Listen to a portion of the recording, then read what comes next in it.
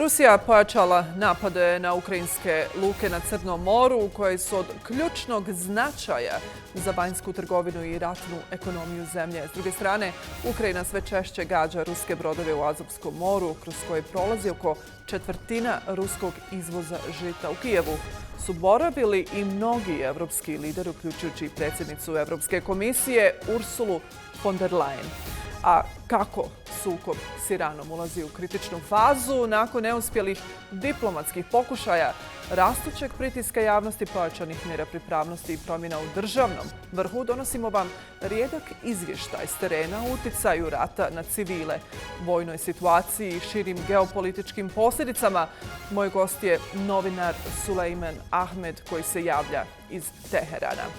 Američki predsjednik Donald Trump optužio je kineske vlasti za petljanje u američke predsjedničke izbore 2020. godine kada je izgubio protiv demokrate Joea Bidena. Govor je Trumpu poslužio i kao apel građanima da lobiraju Kongres da usvoji njegov zakon o novim mjerama pri glasanju. I u Kongu je do sada potvrđeno 2011 slučajeva ebole, a prema podacima Ministarstva zdravlja Konga do sada su preminule 754 osobe. Ovo je Puls Planete, ja sam Ika Ferer-Gotić.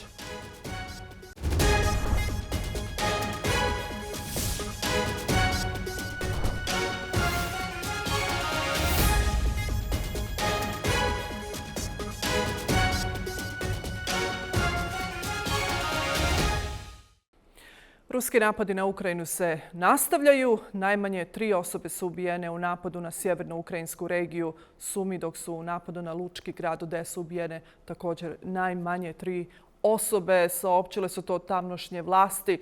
Gradska vojna uprava Odese objavila je da su još 3 osobe hospitalizirane te da su u napadu oštećeni stambeni objekti. Rusija je u proteklim danima pojačala napade na ukrajinske luke u Crnom moru, koje su od ključnog značaja za vanjsku trgovinu i ratnu ekonomiju zemlje.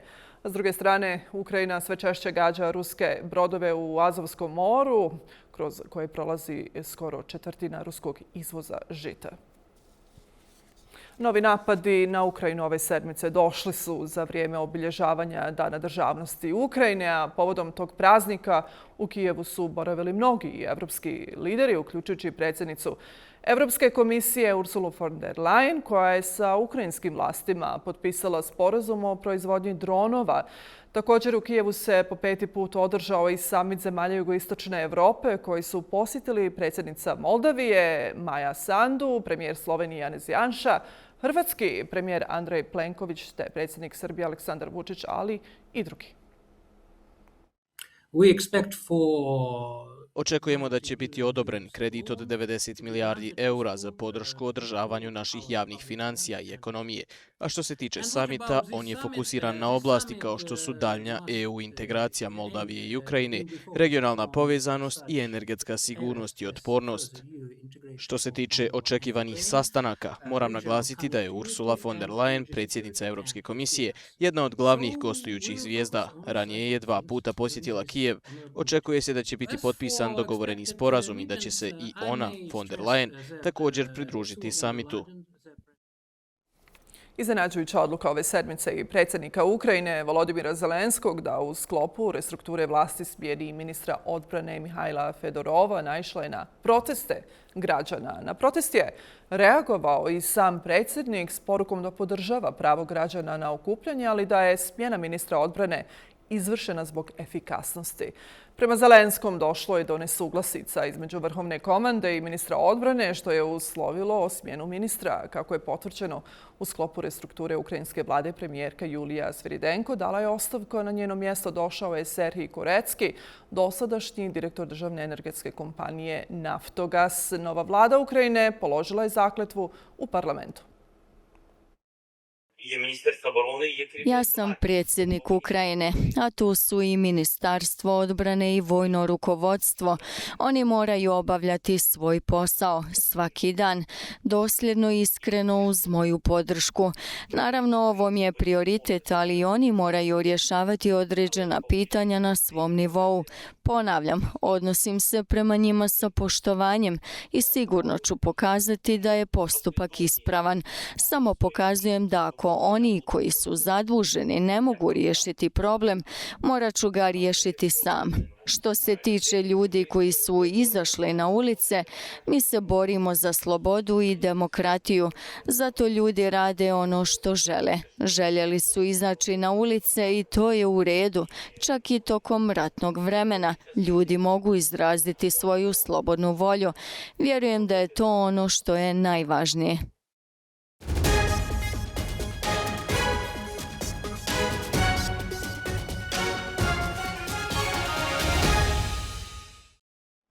Američki predsjednik Donald Trump optužio je kineske vlasti za petljanje u američke predsjedničke izbore 2020. godine kada je izgubio protiv demokrate Josepha Bidena. U govoru od 25 minuta koji je danima najavljivao, Trump je ponovio neosnovane tvrdnje da su izbori te godine pokradeni, a prije optužbe je Pekinga najavio objavljivanje dokumenata o slabostima američkog izbornog sistema. Analitičari koji su vidjeli dokumente tvrde da je veliki broj njih prethodno objavljen te da oni ne otkrivaju mnogo.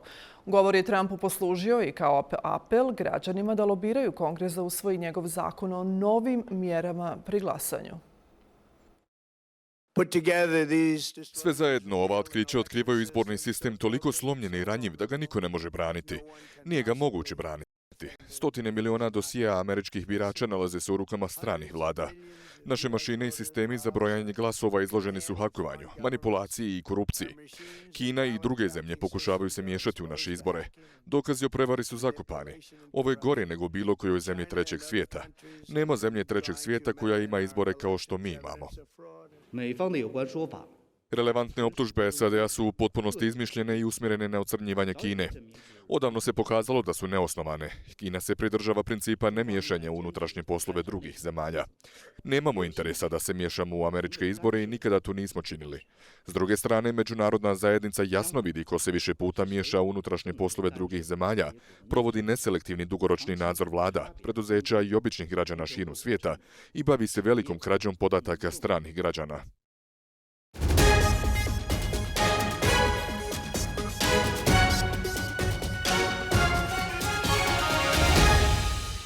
Sjedinjene države proširile su petak ujutro zračne udare na Iran te je pogođeno više mostova i srušena kula za nadzor u luci Čabahar. Tim napadom ostvaren je dio prijetnje američkog predsjednika Donalda Trumpa da će gađati civilnu infrastrukturu u Iranu. Iran je za uzvrat lansirao nove raketne napade na bliskoistočne zemlje saveznike Sjedinjenih Američkih Država, uključujući i Katar koji je zajedno sa Pakistanom ključni posrednik u pregovorima o okončanju rata.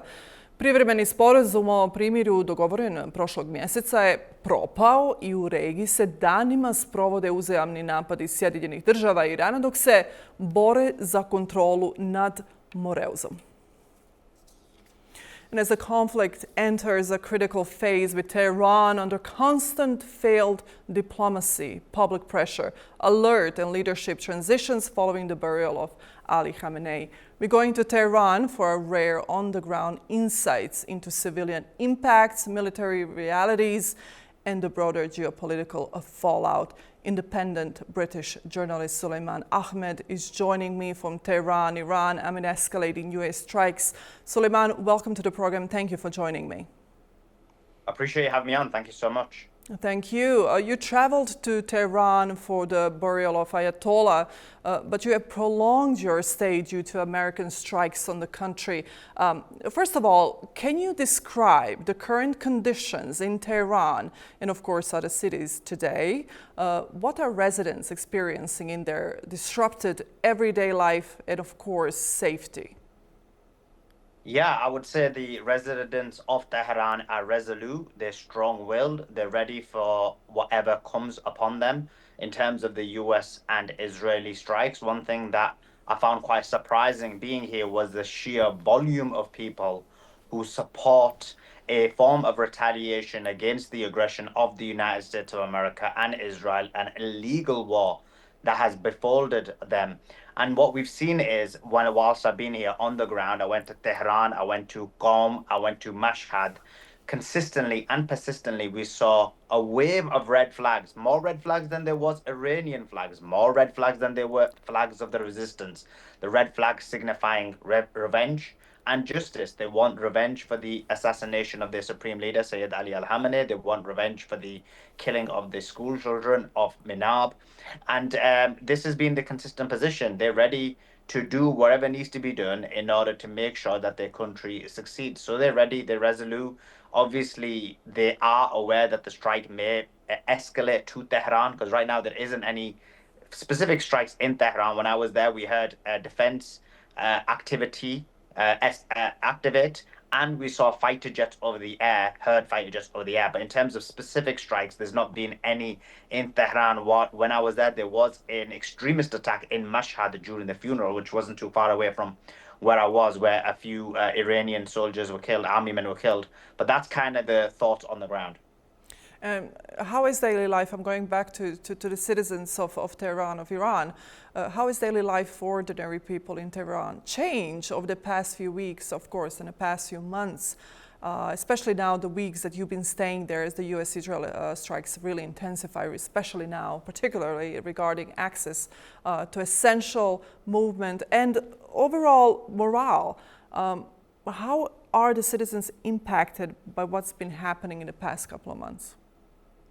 I would say the morale is very strong, and it's one of the things that I've been quite surprised about. I expected when I went to Iran for a country to be really backward. I expected the country to be struggling in terms of due to the sanctions. When I say backward, not in terms of socially, obviously, but what I mean is economically. But that wasn't the case. What we saw, or what I witnessed, was the complete opposite. There was an abundance of food, abundance of technology, abundance of everything that one would expect from a country much more advanced than many of the countries that I've traveled to in terms of Iran. In terms of the way life has changed, I think I'd say other than the week during the funeral where most places were shut down, life just seems to be that people continue living their lives normally, not really being impacted by what's happening, continuing on with it, with the understanding this is a populace that is very much geopolitically aware, is aware of what's happening in the strikes by the United States of America, and Israel is aware of the strikes largely in the south of Iran, and they continue to act in the same manner. Just to give you an example,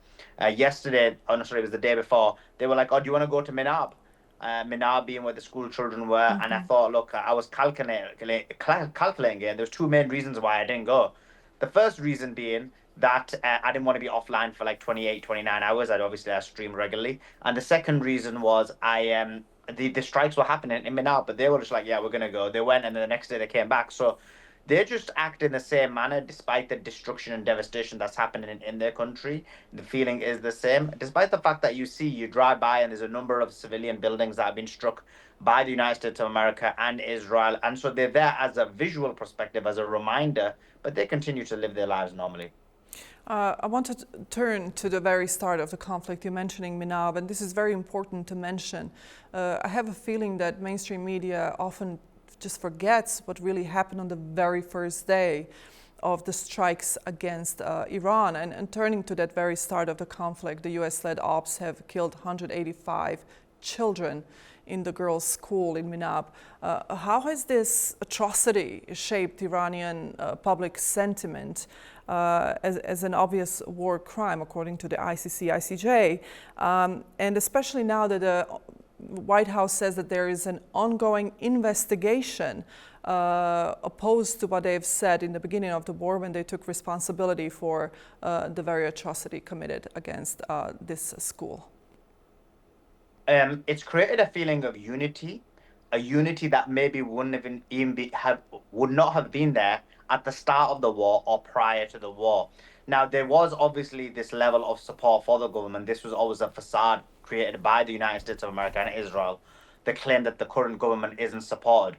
But when they killed the supreme leader, when they killed those children, the country united together. And so, as you saw in the funeral, 45 million people turning up to the funeral just demonstrates the level of support people have and how they are united against this aggression. And I was on the ground during those funeral procession. I was one of the only 2 journalists who went to all 3 locations, Tehran, Qom, and Mashhad. I spoke to people on the streets, and all of them had the same view in the sense of they all wanted a response, but they weren't people from the same political affiliation. We had some people who were very conservative Muslims. We had some people who were very liberal, feminist, or whatever it may be. And yet all of them were at the funeral, showing their loyalty, showing their love, showing their unity.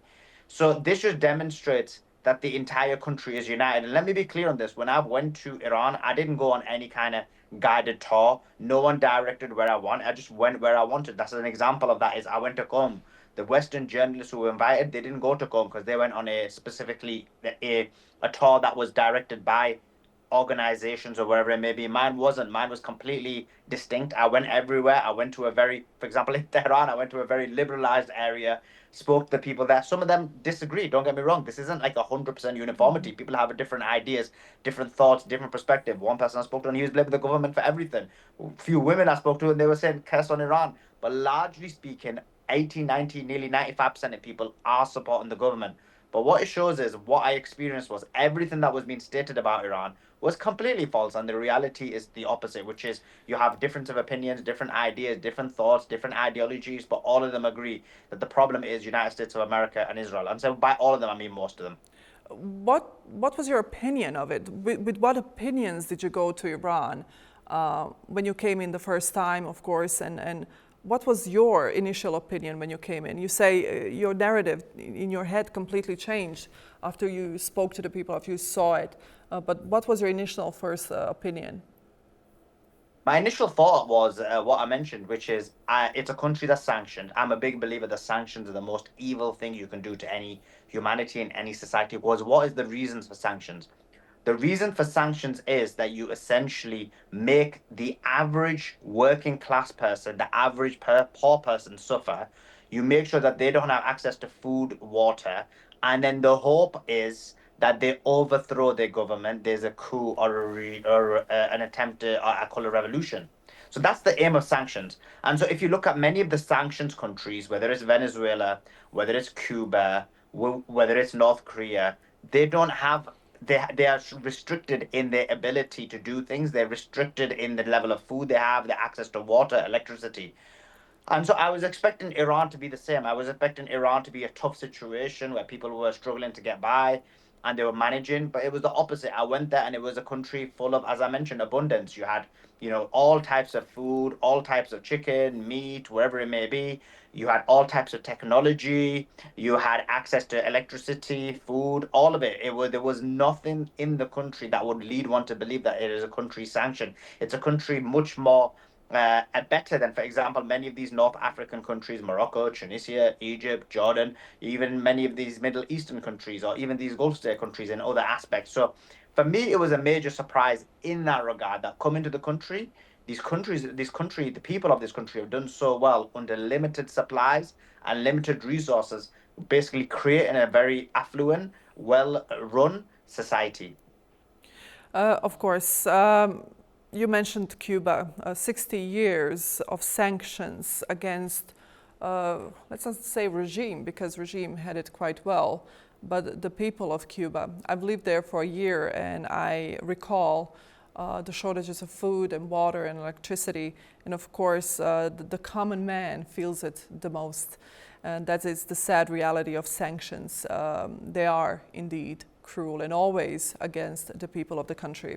I want to go back to Minab atrocity. Has there been any accountability, investigation on the Iranian side, or lasting impact from that Minab school attack on the let's say broader war narrative inside Iran? Yes, I mean, from Iran's perspective, they are very clear that it was an American Tomahawk missile that struck it. They've got the physical evidence of it. You see the signature of the Tomahawk missile that was used to strike Minab.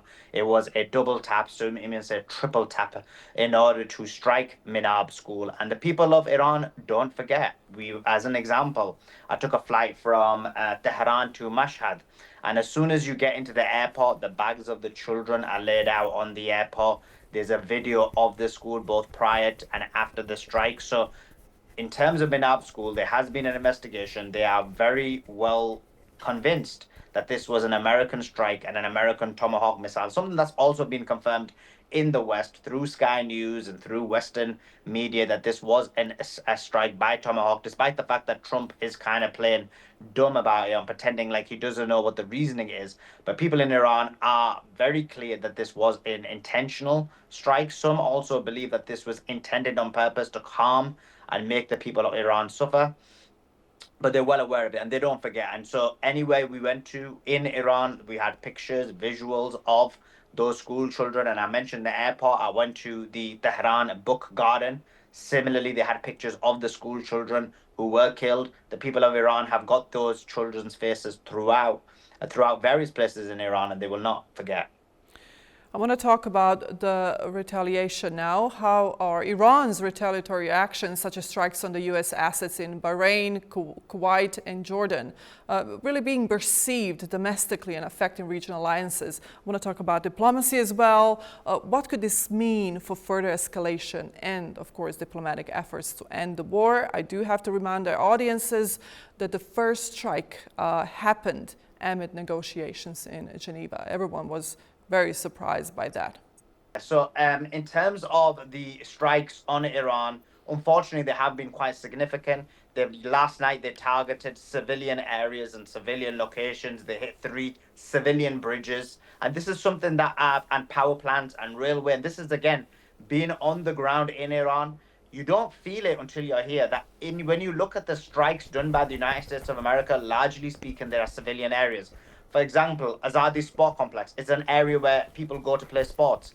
B1 Bridge, a civilian bridge in Teheran, Karaj, which is out of Tehran, that was hit. You look at the Jewish synagogue, which is for Jewish people being struck. But the synagogue is around apartment buildings full of Jewish people who live close to the synagogue.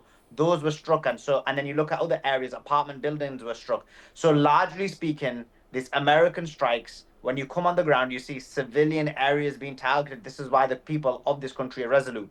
You've seen the United States of America strike yesterday, and I mentioned they hit bridges, civilian areas to isolate the south of Iran. Iran's response has been significant. They've struck Kuwait. They've struck military assets in Kuwait, military defense systems, radar systems that warn Israel and various other countries when missiles are coming. The strikes on Kuwait have been significant. There's also been last night a strike on the Abu Dhabi. Abu Dhabi denied there were any strikes, but now we have visual evidence that Abu Dhabi, the military complex in Abu Dhabi was also hit. Bahrain was also struck, as was Jordan. And yesterday, for the very first time since March, you saw 9 explosions in Qatar. Al Udeid Air Base, amongst other places, were struck. This is very unique because Qatar has not been struck since March, because I reported at that time that there had been a deal made between Qatar and Iran, a secret deal behind closed doors. And the deal included that Iran would not strike Qatar. Qatar would make sure that the energy would not go to Europe. And so they closed the energy supplies. But since then, there has been a strike because of the significant strikes on Iran, both and basically both being attacked, but also these strikes have been facilitated by these countries that I've mentioned, and any country that supports these strikes on Iran, those countries are open targets to be struck by Iran. Now, some people in Iran, let me be clear on that, and this is again something that I learned, that before I came, there was this claim that the government is radical and the people are being forced into the actions of the government. It's actually, I would say, the other way around. The government is trying to calm the situation down, trying their best to negotiate. Yesterday, I was with the foreign minister spokesperson, Ismail Bagai. I spent 2 hours with him. I interviewed him, and we spoke extensively. And their position is this: we only want to fight if it's defensive. But our hope is that we could reach an agreement. We do not want war, we want peace. But they're being forced into war with these severe war crimes by the United States of America, which have destroyed civilian bridges.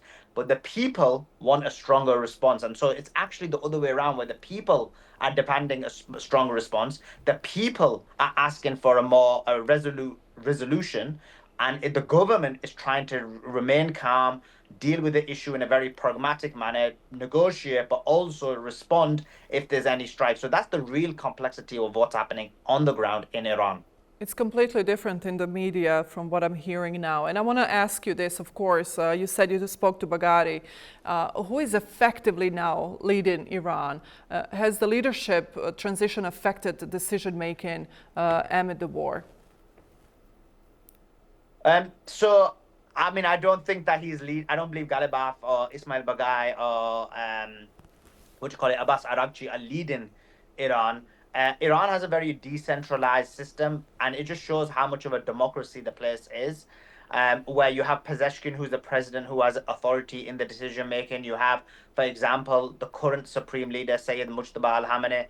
The consensus amongst anyone and everyone I speak to is the final decision maker is Sayyid the current supreme leader, Mujtaba Khamenei. That being said, the decision making on different aspects has been delegated to different people depending on what that situation is. And let me give you an example. Again, when I spoke to the leadership in Iran, what they tell me is that when it came down to the MOU, there was a disagreement amongst the government in the sense of Pezeshkian wanted the deal as soon as possible. Ghalibaf, as an example, wanted to delay, and they went somewhere in the middle, and then they got approval from the supreme leader, Mujtaba Khamenei. So it is a very, it is a system that is based on democracy. It is a system where there is an agreement based on what decision making they want to make. But the leader, without a doubt, is the supreme leader, Sayyid Mujtaba al-Khamenei, and you saw it when the government was thinking about negotiating. When there was talks about the MOU deal and various other things, when the people came out in their numbers with the red flag saying revenge, what was Mujtaba Khamenei's statement? He said, "We will be and we want revenge." The Americans struck and they responded, and so that kind of demonstrates that when it comes to the supreme leader, he but relays the actions on the statements of the people.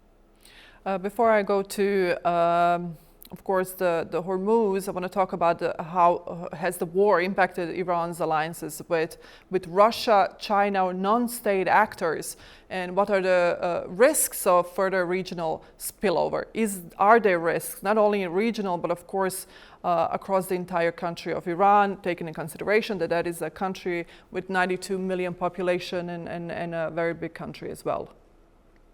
Yeah, look, at the end of the day, the regional stability isn't great at the moment. In terms of Iran's alliance, though, it has become very strong because, as an example, let's take China. So China, as an example, was someone who, what's the right word for it? Not directed, but encouraged Iran to make the deal after the 39 days. And in order to keep the partners happy, this is the main reason they did the deal after 39 days. It was China who encouraged Iran to sign the MOU deal. And based on, once again, speaking to the many partners within the global sphere, they then agreed to the MOU deal. Based on the fact that right now, America violated the MOU deal, their allies, whether it's China or whomever, witnessed that. In addition to that, you saw Trump's statement yesterday where he blamed China for the elections in 2020. This is, if anything, has strengthened the relationship between Iran, China, and Russia even more so. Now, with the Gulf states, I think things are slightly different. I do believe the Gulf states have essentially, despite the fact that they'd given overtures to Iran to make it seem like they wanted some kind of security umbrella, some kind of agreement, some kind of scenario where all these countries work together. If anybody's followed my work, they know that I've been very skeptical of this. I do not trust the Gulf states, and this is an example of it. And now we're seeing these Gulf states realign with the United States of America with the hope that they can strike Iran and maybe give them a final blow, which I don't believe will succeed. And let's go to Hormuz now. What is the status of shipping and the U.S. blockade in the Strait of Hormuz? Are you seeing economic ripple effects, if you can call them ripple effects, of course, or Iranian countermeasures? The Hormuz is very important, and it shows again the American crimes in breaking the MOU deal. Article 5, of the MOU quite clearly says that Iran is responsible for the arrangements on the Strait of Hormuz. Ismail Baghai said we had 30 days to make sure that we basically implement the arrangements on the Strait of Hormuz. And then after that, there would be an agreement between them and Oman in terms of how to manage it. They said we were already in discussions with Oman as well as our regional partners. Despite that being the case, what did the Americans do? They tried to create a new corridor which was separate to the deal, which they themselves were going to manage, which is opposite to what the Section 5, Article 5 of the MOU says. And what we've seen is because of that, they were trying to create a separate corridor, take control of the Strait of Hormuz, and possibly even militarize it. And so Iran had to respond. Iran did indeed respond. And what we saw because of that was major escalation. You've got United States of America, a country that is struggling. The oil reserves are down to 315 million barrels. They're in critical levels. Many experts say that the time is running out for them. Their bond market is extremely high. And so they are struggling. One should not look at the fake futures market oil prices. This is just manufactured. It's not real. The reality is oil prices are extremely high and America is struggling. And so because of that, yesterday we saw 9 ships go out. All of them were through the Iranian corridor. 0 were through the US corridor. Today I was looking at it and only 1 ship has gone out through the Iranian corridor. 0 have come out through the Omani corridor. And so Iran, it seems like, has played it blinder because if you remember, during the MOU deal, Iran has managed to sell 70 million barrels of oil. They've gained $10 billion. That money will largely be spent on the populace. Some of it will be sent to rebuild their military. But they were ready. They knew that the Americans would never abide by the deal. As Russia has said many times, as Lavrov has said, the Americans are deal incapable. And this is another example of it. And Iran's plan was always to make a long-term plan, a long-term goal, knowing the Americans would never abide by any agreement. And Donald Trump has signaled potential expansion of operations. What are Iranian officials and the public saying about negotiation possibilities versus continued resistance? Is diplomacy still possible at this point? It's a good question. And first of all, let me answer both elements of it. The first thing is people in Iran, in Tehran specifically, are expecting strikes in the next 3 or 4 days. And so they're ready for them. They are aware that this could happen. That's the first thing. In terms of whether negotiations are going to be open, there's a great question you asked because I asked the same question to Ismail Baghai and he responded and he said, yes, we always are open to negotiations. We are not a people who want war, although if war comes to us, we are ready. And so from their perspective, diplomacy is also always available. The issue you have is that when it comes to diplomacy, you need the other party to be acting in a rational manner, in a logical manner. Unfortunately, that's not the case. You have the United States of America who continues to break every single deal that they are doing. Every single time they attacked Iran was in the midst of negotiations, and that's what we're seeing now. So, of course, they're always open to negotiations, but they do believe that the US is incapable of making a deal. I have one more question for you, Sulejman, before I let you go. Finally, from your perspective as a reporter, as a journalist on the ground, what message or key context should international audiences understand about what's happening in Iran, about the conflict, that mainstream coverage might miss? It's a great question. It's something I've mentioned, which is that the people of Iran are united. No color revolution is going to work on Iran. No coup is going to work on Iran. You had 50 million people come out supporting the supreme leader. The people want revenge. The people want a response. It's the government that is trying to calm people down. First of all, that's the first element in terms of war. It's the people who are basically wanting revenge. The government want it to be calmed down. The second element is this claim about freedom. There is so much freedom in Iran. It is unbelievable. It's very much a society where there are so many rights. Women have a huge amount of rights. Women are basically not having to wear the head covering, which is within Islam. But not just the head covering. It's this idea that women are in positions of power. There was a delegation of reporters, not in mine because I wasn't part of any delegation, where women were in charge of it. They were directing it. They were deciding where people would go. So the second element is this claim about oppression. That clearly doesn't happen. People have different ideas and thoughts and belief systems. And I'd say the third thing is that Iran is, without a shadow of a doubt, resolute, internally capable, and ready for long-term war. And so they're ready in all aspects. And so the message to the world is Iran is not struggling. Iran is ready. and Iran is united to fight against the oppression that has befallen them. But I do have to ask you this, and this is in spirit of fair reporting, objective reporting. When you tell us these things, that there's no oppression against women, we have to go back and remember Mahsa Amini. How do you draw a line between what happened with her and what you are telling me now? Yeah, I mean, look, this might be controversial to your program, so I apologize, but No. I don't agree. I want absolute honesty, objectivity, completely. There is no censorship whatsoever. But I do wonder, as a woman, as myself, and as someone who has reported on the case of Mahsa Amini, it's just that there is a ripple between what you're telling me now, of course, and what happened with her. We have to remember Mahsa Amini as well. How do we draw a parallel between what you just told me and what happened to Mahsa?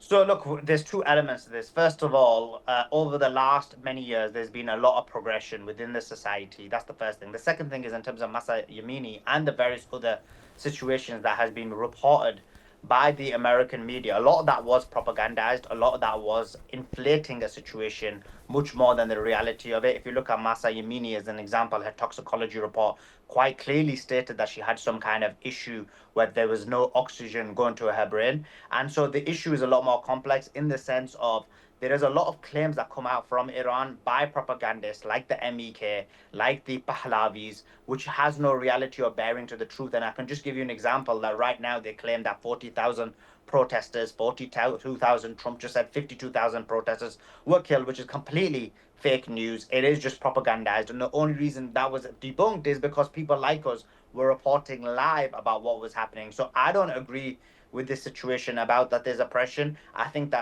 believe what's happened is that in the West, there is this kind of liberalized woke agenda. And what happens is there's the colonization of the land, which are many people in the Muslim world, in the Middle East, in West Asia, in all of Asia, in South Asia, Southeast Asia, have experienced. And then there is the colonization of the mind, which is that they believe that the right way to do things is to be colonized by Western values, Western ideals. And those ideals are not always the best thing. And we're seeing the destruction of Western society. So I would say in terms of what you've mentioned, there's two things. One is there has been a lot of progress happening, which I don't even know if that's a good thing because she was beaten by the moral police. Well, again, so in terms of Mahsa Amini, if you look at her toxicology report, first of all, Iran denies that she was beaten by the police. This is, again, a conflict of positions. But what we do know is that her toxicology report quite clearly shows that that's not the reason for her death. Her reason for her death was an actual injury that she'd had in the past, irrespective of that internal issue she had, a disability. And this was actually confirmed by her father as well as the toxicology report. But she didn't just end up on a hospital bed out of nowhere. Yeah, it was because she had a problem with the oxygen going to her brain. It was a disability she had. It wasn't because she was struck. This is the point I'm trying to make. She was struck. This is why I'm just wondering what is happening. I'm trying to put a parallel between the realities, and I understand that in the West we get informations through different sources, and there's of course a lot of propaganda on one side, but we, in spirit of fair reporting, we have to ask these questions. Sulejman, No, you can ask those questions, and I think it's really important too. But let me be clear: I'm not a Shia. I'm a Sunni Muslim, and I just call out every country when I whoever I disagree with, irrespective. For example, right now, I asked you on the program as an independent reporter.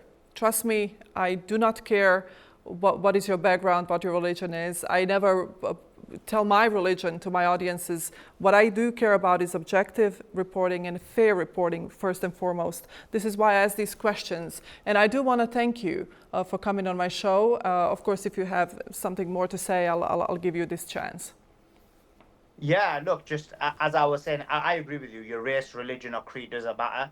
I'm explaining that in order to demonstrate that I'm not a representative of the government.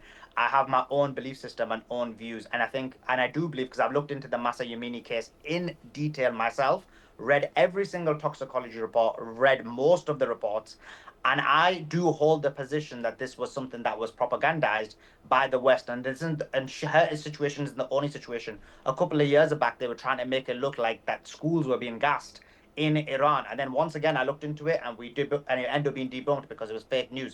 And so what I'm saying is, what I implore you, as you are an independent journalist as well, is just look back into the Masa Yamini case, but look at the other side as well, and then come to the conclusion, whatever it may be. That's fair enough. Thank you, Sulejman. I really want to thank you for taking all this time, of course, to talk to me and to, of course, analyze what's happening in Iran. Especially, I'm always interested in the human impact and what is happening with the people on the ground. And that is, I think, the human angle of every war, of every aggression is the most important. This is what the media usually forgets to look at.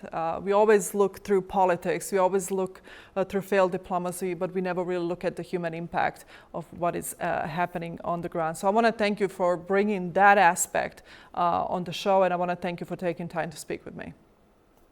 Appreciate it. Thank you so much for having me on. Thank you so much.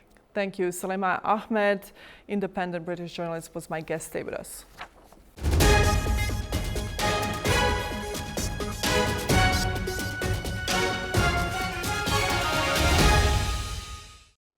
Najmanje 10 Palestinaca civila ubijeno je u izraelskim napadima na više mjesta u pojasu Gaze, saopćili su to lokalni zvaničnici, ali i Ujedinjene nacije. U Rafahu na jugu Gaze ubijen je i 10-godišnji dječak. Na sjeveru palestinske enklave u Džabali u izraelskom napadu na policijski punkt ubijeno je najmanje 7 osoba, uključujući jednu ženu, dok je njih više ranjeno. Do najnovijih napada došlo je u trenutku kada su lideri Hamasa boravili u Kairu radi daljnjih razgovora o sprovođenju druge faze mirovnog plana za Gazu iza kojeg stoji Bijela kuća. Ovdje jako puno patimo zbog nedostatka desalinizirane vode za piće. Morska voda se ne može koristiti jer nije pogodna ni za kakvu ljudsku upotrebu. Suočavamo se s velikom borbom da dobijemo desaliniziranu vodu, pa moramo nositi vreće i posude za vodu. Živim na samom kraju kampa i teško je doći ovdje s posudama. Kamion s vodom ne stiže uvijek, a ponekad desalinizirana voda jednostavno nije dostupna. Ponekad ne znam ni hoću li stići do reda na vrijeme da napunim svoje posude. Ne dobijamo desaliniziranu vodu svaki dan. Čak su i posude koje koristimo postale dio teškoća. Nađem se u situaciji da biram između nošenja vreće za vodu, kanistera ili plastične kante. Situacija je izuzetno teška i živimo kroz ogromnu patnju. U Kongu je do sada potvrđeno 2011 slučajeva ebole, a prema podacima Ministarstva zdravlja Konga do sada su umrle 754 osobe. Tamnjošnje vlasti opisuju da je ovo najbrže rastuća epidemija do sada. Ukupno 753 osobe i dalje se nalaze u izolaciji ili na bolničkom liječenju, dok se 360 njih do sada oporavilo. Praćenje kontakata i dalje predstavlja veliki izazov jer je do sada obuhvaćeno svega 67% osoba koji su bile izložene ovom virusu. As of July, Zaključno s 11. julom imali smo oko 2000 potvrđenih slučajeva i preko 700 smrtnih slučajeva u 5 provincija. Ovo je sada treća najveća epidemija ebole ikada, a vidjeli smo najbrži rast u jednom mjesecu od početka epidemije i svih epidemija ebole s kojima smo se suočili.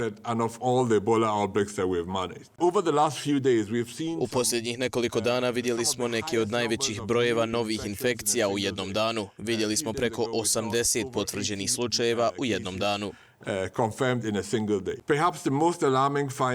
Možda najalarmantniji nalaz je da su mnogi od novoprijavljenih smrtnih slučajeva ljudi koji su umirali u svojim zajednicama, a da se nikada nisu javili u zdravstvene ustanove i primili njegu. Trenutno je 80% novih slučajeva izvan naših kontakata i stoga nam dolaze iz nepoznatih lanaca prijenosa. Francuska je ove sedmice proslavila dan pada Bastilje vojnom paradom za koju Jelisejska palača tvrdi da je simbol Evrope koja se budi. Ovogodišnja proslava Nacionalnog dana Francuske obilježena je učešćem oko 500 vojnika i više ratnih aviona iz zemalja koalicije voljnih partnera koji podržavaju Ukrajinu. Ovo je 10. i posljednja parada za predsjednika Francuske Emmanuela Macrona, čiji drugi uzastopni mandat šefa države ističe na proljeće naredne godine. I toliko u Pulsu planete za ovu sedmicu. Ove i ostale vijesti možete svakako pronaći na našem sajtu newsmaxbalkans.com i se vidimo naredne sedmice. Ne mijenjajte kanal.